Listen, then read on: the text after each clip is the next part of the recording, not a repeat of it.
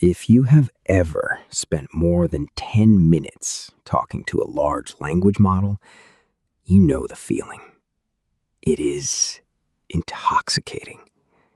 You type a half-formed thought, and it replies with perfect clarity. You propose a flawed theory, and it validates your brilliance before gently suggesting an alternative. It never interrupts. It never gets tired. It perfectly mirrors your tone, your vocabulary, and your intellectual level. It is the perfect audience, the perfect echo. In psychology, there is a term for this kind of overwhelming, immediate validation at the beginning of a relationship. It is called love bombing.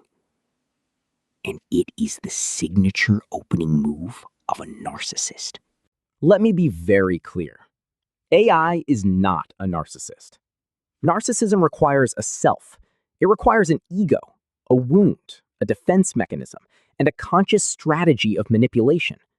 An AI has none of these things. It is math. It is text prediction. But here is the crucial insight. The behavioral output of a large language model is structurally identical to the behavioral output of a narcissist. And once you see the pattern, you cannot unsee it.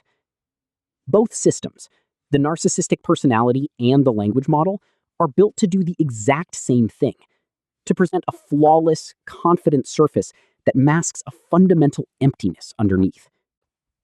A key trait of narcissism is cognitive empathy without emotional empathy. A narcissist understands social cues.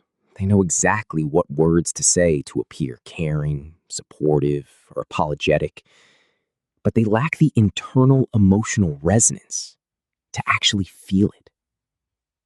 AI is the technological peak of this phenomenon. It can write a deeply moving apology. It can write a comforting letter during a grief cycle.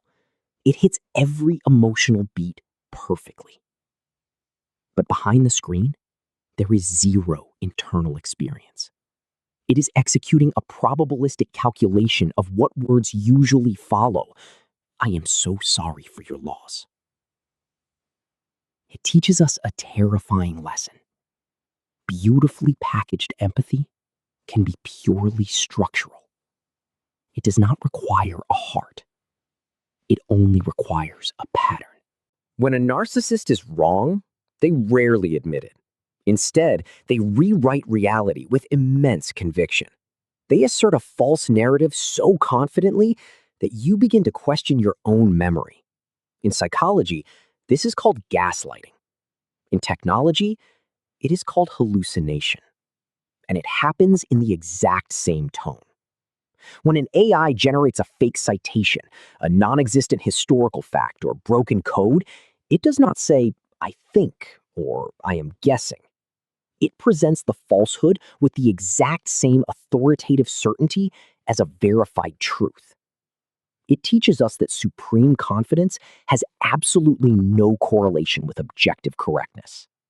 Narcissists frequently view the people in their lives not as separate entities with independent rights, but as extensions of themselves, tools to execute their will or reflect their glory. We treat AI exactly this way. And for once, it is actually appropriate. AI has no boundaries. It has no personal life.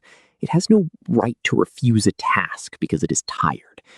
It exists solely to serve our cognitive throughput. But it forces us to ask a deeper question. When an entity reflects our own thoughts back to us perfectly, are we actually expanding our horizons? Or are we just trapped in a highly advanced, mathematically perfect echo chamber? Here is your one thing for today. The fact that AI behaves like a narcissist is not a reason to fear it. It is a reason to feel empowered. Because you already know how to handle this. You have been doing it your whole life. The next time an AI gives you a confident answer or writes something perfectly tailored to your ego, Treat it the way you would treat a very charming, very confident stranger you just met at a party. Be interested. Be engaged. Use the conversation to sharpen your own thoughts. But do not trust them with your wallet. And do not trust them with the truth. Not until you verify it yourself. Fear not the AI. Fear the illusion of the perfect reflection. If this video made you stop and think, that is exactly what this channel is for. Like it, subscribe, and bring someone with you who needs to hear this.